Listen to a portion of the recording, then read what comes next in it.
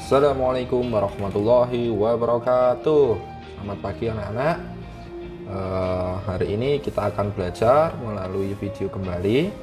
Nah, di mana nanti kita akan belajar tentang pengertian musyawarah dan sikap bermusyawarah yang baik. Nah, bermusyawarah itu termasuk dalam pengamalan sila yang ada di Pancasila. Kira-kira sila keberapa ya? Oh, betul, sila yang keempat. Nah, itu jadi anak-anak nanti kita belajar pengertian musyawarah sekaligus nanti anak-anak agar bisa punya bekal ketika nanti sudah dewasa dan anak-anak dituntut untuk bisa bermusyawarah. Walaupun sebenarnya anak-anak harus bisa bermusyawarah sejak dini. Karena apa? Karena berbagai macam hal itu perlu dipecahkan secara bersama-sama melalui musyawarah itu. Oke, langsung saja.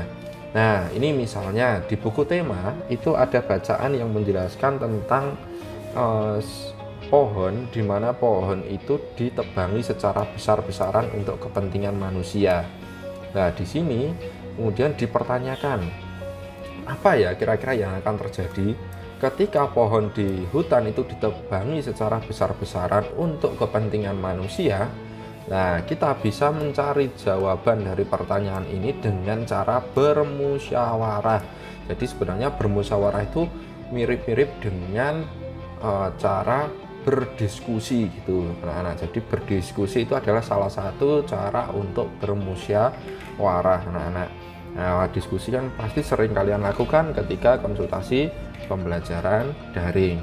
Nah, di sini anak-anak, pengertian musyawarah. Musyawarah menurut Kamus Besar Bahasa Indonesia adalah pembahasan bersama dengan maksud mencapai keputusan atau kesepakatan bersama. Jadi di sini ada orang itu saling mengungkapkan pendapatnya, kemudian disepakati mana pendapat yang akan dipakai oleh semua orang itu. Contohnya, misalnya ketika kalian di rumah itu mau membantu orang tua kalian. Nah, kalian bisa mengungkapkan pendapatnya kepada bapak atau ibu. Pak, saya bisa membantu ibu misalnya menyapu di pagi hari. Nah, di situ mungkin ibu kamu memberikan usulan buat jangan hanya pagi hari tapi sore hari juga. Nah, di situ kemudian terjadi diskusi. Nah, anak-anak, ketika ada keputusan antara seorang anak dengan ibu, contohnya tadi itu misalnya, oh ya wes nyapu nanti si anak ini akan menyapu di pagi dan sore hari. Lah, keputusan menyapu di pagi sama sore hari itu termasuk bermusyawarah, anak-anak. Jadi intinya berembuk duduk bersama. Lah, itu namanya musyawarah. Musyawarah itu akan sering kalian lakukan karena kita termasuk makhluk sosial di mana kita tidak bisa hidup sendirian, anak-anak. Itulah ciri-ciri musyawarah. Sekarang ciri-ciri musyawarah yang baik itu yang pertama adalah dilakukan berdasarkan kepentingan bersama. Jadi musyawarah itu dilaksanakan untuk mencapai atau untuk mencari solusi bersama-sama. Jadi ketika kita bermusyawarah, kita tidak boleh memaksakan kehendak kita. Pokoknya harus ikut pendapat saya. Nah, itu nggak boleh. Karena apa? Karena musyawarah itu harus dilakukan berdasarkan kepentingan bersama. Kemudian yang kedua, keputusan musyawarah itu bisa diterima dengan akal sehat dan sesuai hati nurani. Jadi anak-anak ketika nanti berdiskusi dan mau memutuskan suatu urusan melalui musyawarah, maka hasil yang diambil itu harus bisa diterima oleh akal sehat. Artinya tidak bertentangan dengan pikiran kita. Misalnya kalian tadi sedang berembuk mau membantu orang tua di rumah. Nah, kalian usul kalau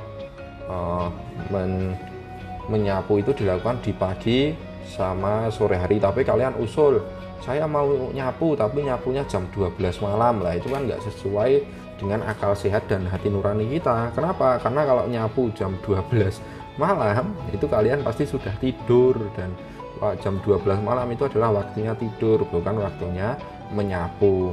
Nah, itu adalah ciri-ciri musyawarah yang kedua, yaitu kita harus membuat keputusan musyawarah itu sesuai dengan akal sehat dan hati nurani. Dan yang ketiga, pendapat yang diusulkan dalam musyawarah itu mudah dipahami dan tidak memberatkan anggota musyawarah. Jadi kalau kalian itu sedang bermusyawarah, tidak boleh memberatkan salah satu anggota musyawarah saja. Karena apa? Karena musyawarah itu sebenarnya salah satu praktek dari gotong royong juga, karena ada suatu hal besar yang harus diselesaikan bersama-sama. Jadi tidak boleh hasil musyawarah itu hanya di bruke atau hanya dipasrahkan atau diberikan tanggung jawabnya kepada salah satu anggota musyawarah saja. Jadi misalnya tadi pekerjaan rumah, nah kalian bisa berbagi dengan saudara kalian, misalnya dengan mas, mbak, atau dengan adik kalian. Jadi kamu itu nyapu, adik kamu bisa diminta untuk membantu yang lain, itu misalnya membersihkan halaman, mengepel, atau apapun yang bisa dilakukan oleh adik atau kakak atau mbak, mas yang ada di rumah. Nah itu ciri-ciri musyawarah yang ketiga. Nah, ciri-ciri musyawarah yang keempat adalah mengutamakan pertimbangan moral dan bersumber dari hati nurani yang luhur. Jadi nggak boleh kita bermusyawarah itu untuk ngerjain orang lain. Nah, itu nggak boleh, itu bisa ditangkap polisi nanti. Kalian musyawarah tapi musyawarah mau ngeprank orang, lah itu nggak bagus juga. Makanya musyawarah itu harus dilakukan untuk mencapai hal-hal yang positif atau hal-hal yang baik, anak-anak. Oke, dan yang selanjutnya selain tadi adalah ciri-ciri musyawarah, kita juga harus mengetahui sikap ketika kita bermusyawarah. Nah, ini sikap ini penting sekali agar kita tidak salah bersikap. Kadang kalau kita salah bersikap, orang lain bisa kecewa dengan kita, bisa sakit hati dengan kita. Makanya di sini yang pertama, kita perlu menghargai perbedaan pendapat dalam bermusyawarah. Jadi kalau ada orang yang sedang bermusyawarah, kita harus menghargai pendapatnya. Caranya apa? Dengan mendengarkan. Nah, kita tidak boleh menyela, tidak boleh memotong pendapatnya, seperti itu.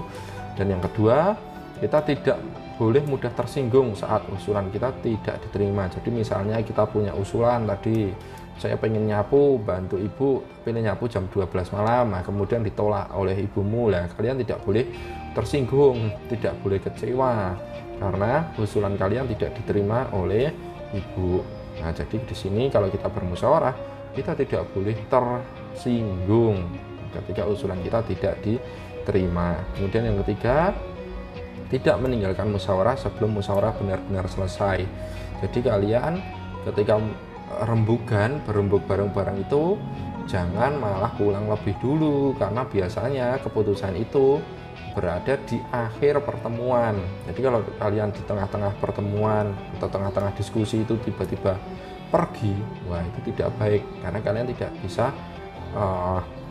mengetahui hasil dari musyawarah itu, anak-anak, seperti itu. Dan yang terakhir, ketika kita musyawarah, kita harus menerima hasil musyawarah yang telah disepakati sesuai dengan keputusan bersama. Jadi kita harus ikut mensepakati apa yang menjadi keputusan bersama. Nah, keputusan bersama hasil musyawarah ini namanya adalah mufakat, anak.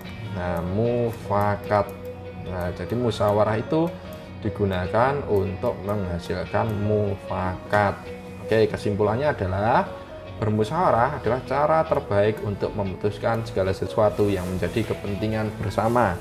Nah, bermusyawarah itu digunakan untuk memutuskan banyak hal, terutama kita manusia sebagai makhluk sosial. Nah, untuk lebih memahami materi tentang bermusyawarah dan agar nanti kita bisa mengamalkan sila Pancasila, yaitu berkaitan dengan musyawarah, maka anak-anak bisa mengerjakan latihan ini dan tulis di buku tulisnya. Sebutkan 4 ciri musyawarah. Nah, tadi sudah Pak Guru sebutkan, dan sebutkan 4 sikap yang baik ketika bermusyawarah. Oke, itu saja dari Pak Guru. Terima kasih atas perhatiannya. Wassalamualaikum warahmatullahi wabarakatuh.